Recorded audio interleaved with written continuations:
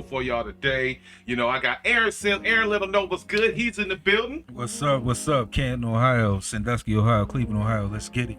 And wow, it's great to have the pleasure of having Scott Pennyman from Fox Channel 8 News is in the building. Scott, let him know what's good. How you feeling? I'm doing good, and it's pretty cool to be here. I'm ready to talk some football. Definitely ready to talk some football. No shout. Make sure I messed it up, but it's all good. Make sure y'all come online and get that Brown search.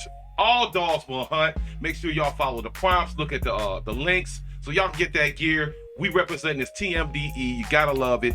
Now let's get to this football, fellas.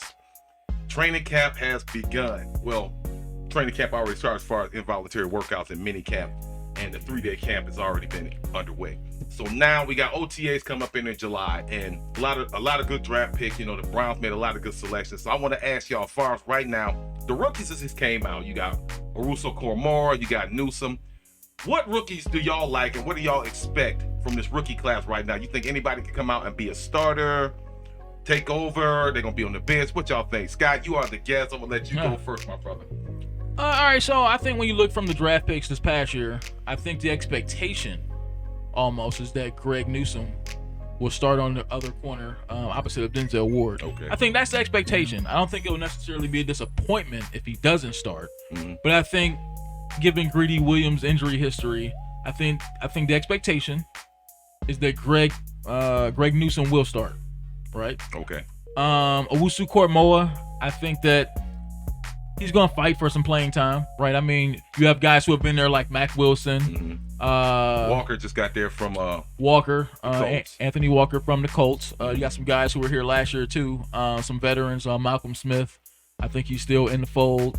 They have the name slipped my tongue right now. 44 Taki.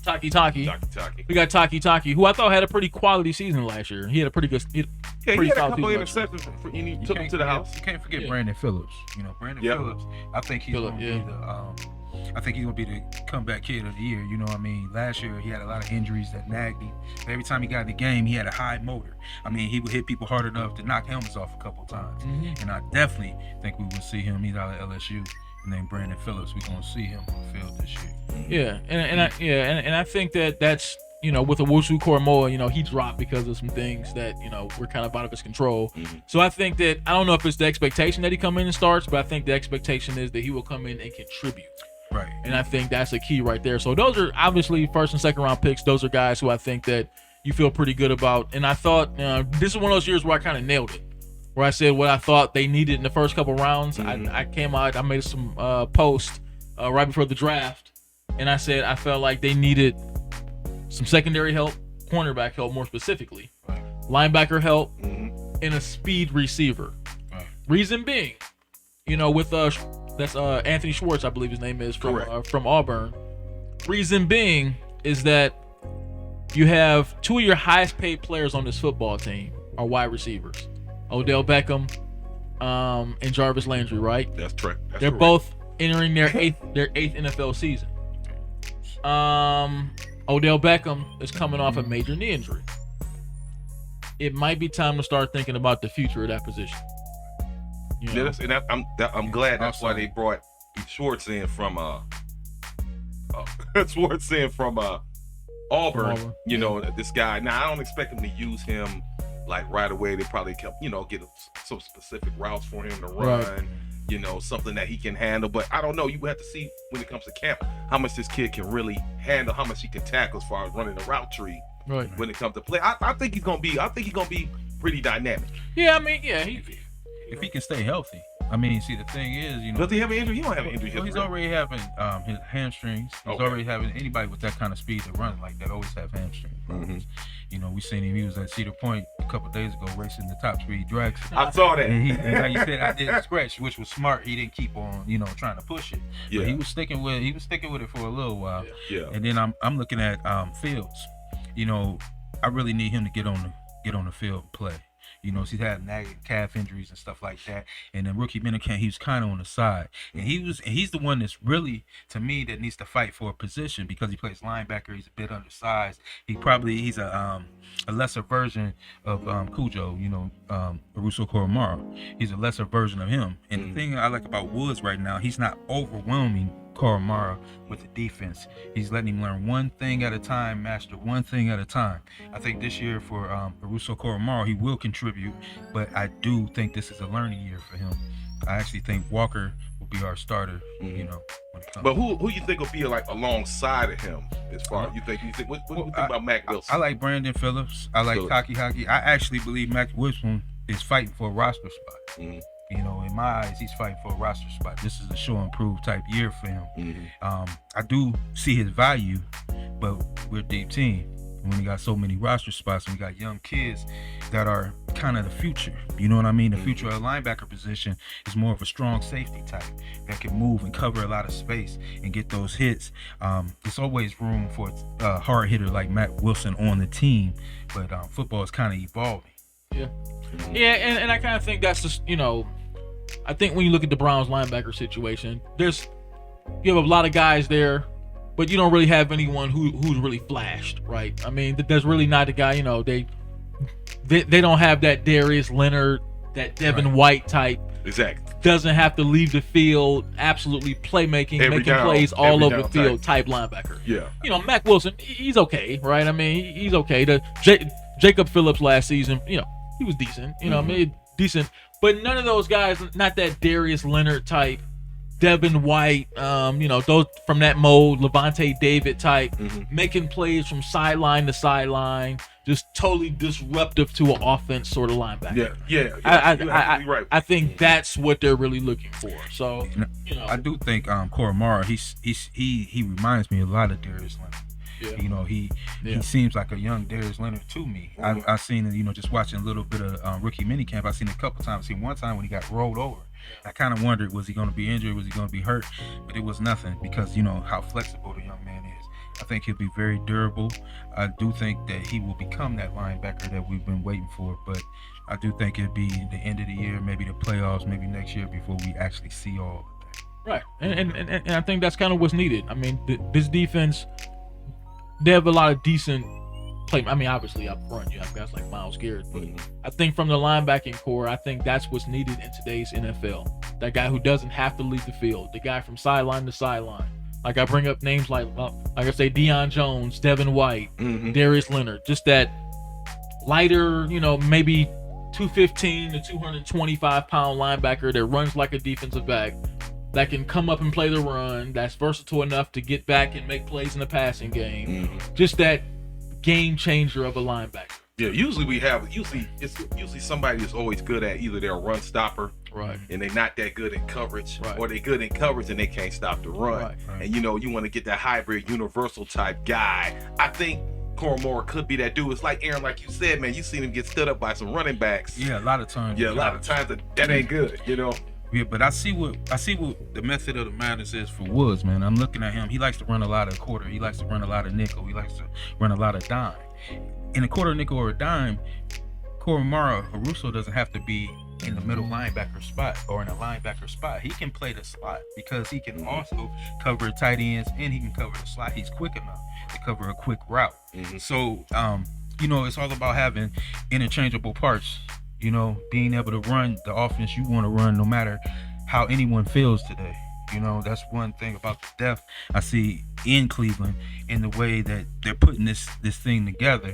You know, you're going to have people who aren't traditionally, you know, slot cover men that's going to slide out and cover in the slot because they might want to stay in the quarter or stay in the dime and then still be able to run stop. You know, we're forgetting that Davion Clowney is one of the best run stopping defensive ends in football. Yeah, because he didn't get that many sacks. I don't think he got none. Well, he's double and triple teamed all the time. Yeah. You know how you check and see how good the person next to him is. Was he better with him on the team? Yes. But, you know, just like we watched last year, and I was explaining about Olivier Vernon. The thing about Garrett is he gets back there so quick. If he gets back there quick and Vernon's a workhorse, it's always going to be a spillover. Always somewhere to run out. But if you got two people that's very athletic and get there quick, only thing they can do is step up. That's why I like them having Malik Jackson. I like the fact that Billings is back this year. But Billings look like he need to get a little bit of shape from what I see. But they got a good defensive line that's going to cover a multitude of sin in the linebackers, and the defensive backfield to me I think is head over heels better than it was last year. by the free agent pickups. So now that we still talking about defense, we got a lot of free agent signings. Troy Hill came in, Johnson came in, your boy Clowney. What do you expect from these veterans that we just got, whether they came from the Rams or Colts? Who's going to be the standout? I personally think I'm not really putting a lot of faith in Clowney. I'm just not. Because he can't stay healthy. So as far as who do y'all think free agent pickup is really going to make an impact on the Browns defense this year? I think John Johnson III. I think he's even actually starting to, command that defensive backfield because he's like the middle linebacker of defensive backfield. He puts everybody in the right position. He's going to be big help to Grant Delpit, be his first real NFL speed, playing. He's going to help Grant Delpit a lot by putting him in the right spot. By having him on the team, you can lose Harrison to guard the tight end or guard the slot. He's phenomenal at that. He's a big safety. He can definitely handle that. I think he's the key offseason for defense. I think kind of who I'm looking at probably. Obviously they paid the big money for John Johnson III, so I think the expectation level is there, for him and guys like Troy Hill. A guy who I'm kind of fascinated by is kind of Tack McKinley. Because he's a guy who, first couple years in the NFL, he really hasn't been that productive. Exactly. He's kind of been kind of a loose cannon type guy who really hasn't really meshed with the teams that he's been with. He's a former first round draft pick. Exactly. So I think that he's a guy, and you're not really counting on him. The expectation level isn't there. So I think it'll be kind of interesting to see how he can play. Because he's right now he's probably scheduled to kind of be like that extra defensive end, kind of like that rotational pass rusher. I want to see how he can grow within Joe Wood's defense. For me, he's kind of the wild card because there's not a high level of expectation, but I think that he's one of those guys who's a small risk, big reward kind of a guy. And I think that if he can really come in and make a name for himself, I think that can be like a kind of a good secret weapon for our defense. Especially on pass rushing downs. My thing was I wanted to, like, as far as Hill, I'm looking forward, can somebody step in and compliment Denzel? When it comes to the outside, they say they've been lining him up in the slot. Hill's slot. What I'm saying? The slot. We got, we got to have. Last year, man, our secondary was trash to me. Yeah. That's just me. The defensive line. I thought the defensive line was okay. They stood up. They did what they got to do, but we just got a lot of them deep plays, man. The secondary, they knew that was our Achilles heel last year. Well, that goddamn secondary, to me. If you look at what they're doing, they're stockpiling. They're not even on the third phase of completing the roster. We still got Nelson that they're looking at, and they're still talking, about Gilmore. It's still things that you can do. They said they'll give Gilmore for a third-round pick. I do that every day of the week. Yeah. So I'm saying they're not done filling that roster, but if you look, I think that's what, they drafted the young boy for Greg Newsome. I think they drafted him because when you look at him on the field, he almost mirrors Denzel Washington Denzel Ward. You good? That training day. Hey, I be putting your names too, don't he? I can't get mad at you. But he almost mirrors him, and then we forget about Greedy Wilson when it comes. Greedy Williams. We forget about Greedy Williams. The only thing that's worrying me is they said he's a little timid on hitting on that shoulder. They said he's been pulling up on bags. But as far as covering goes, he had a higher rating than any other cornerbacks his last year of playing as being the outside cover man. He had a higher rating than Ward actually on covering. So we just got to get him back and get him healthy, see what he can do. And if he becomes that, he becomes that. But I actually think between him and Greg Newsome, I think they can do that. You know what? I forgot to I'm sorry, Scott. I cut you off. I meant to ask y'all, man, what do y'all think about Demetric Fenton, the running back? How do y'all feel about how you think the Browns are going to utilize that guy? He's a backup Hunt, Kareem Hunt. Say like last year, you remember when Chubb went down, for a couple games, and we had to run Hunt and run. They ran Hunt to death, he was getting tired. Right. Yeah. And we need that extra person to catch the ball at the backfield. I've actually seen them lining him up in the slot. They're gonna use him kind of like a Swiss Army knife. They're gonna find things to do with him. So as far as we got the head coach of the year. So what aspects y'all think that he's gonna try to incorporate, like you mentioned, more running back? What did he do last year that he should do this year? What is something that y'all notice in Stefanski's scheme that y'all may or may not have liked? You know, some of the play calling. You know, what's y'all critique on that? What's y'all take on that? For me, the only problem I had with him the entire last season was a game that I thought was going to cost him a playoff spot, and a lot of it was because I know they lost all their receivers in that one game against the Jets. Mm-hmm. But it bothered me in that game that you lost all your receivers and you thought you were going to come out and be able to pass the ball effectively. Yeah. And it came out, you know, trying to sling the ball around the field in a game with no receivers. Man, that was embarrassing. Right. Yeah, I was like, man, what the fuck are they doing? You know what I'm saying? I was highly upset. That really had to be the only time all last year I kind of looked at Stefanski and like, what are you doing, man? You know what I'm saying? I mean, you lost all your receivers before the game. Mm-hmm. You just picked up a few receivers basically from off the street, and you think that you're going to go downfield today? You know what I mean? That should have been a day where you run the ball 40 times. I mean, that should have been one of those days. Mm-hmm. That was really the only game I really kind of scratched my head. Besides that, though, man, he was able. I don't know if Kevin Stefanski is a great head coach, and I don't know that he has to be. I think what he proved himself last year to be was a more than competent NFL coach, right? Mm-hmm. And so He did that spectacularly. Right. And so what's going to happen this season when teams make the adjustment? Because we saw like with Sean McVay with the Rams, right? He kind of splashed onto the scene, Mm-hmm. and now it's almost like they kind of caught up to his offense a little bit, kind of caught up to what he wants to do. Yeah, that's what I'm saying. So what did he need to incorporate? Think about Stefanski is, you know, he was the offensive coordinator that took the Minnesota Vikings to the championship Yeah, he had the year Kirk before. Cousins. Yeah, Kirk And Cousins. if you look at his whole resume, all he does is really win.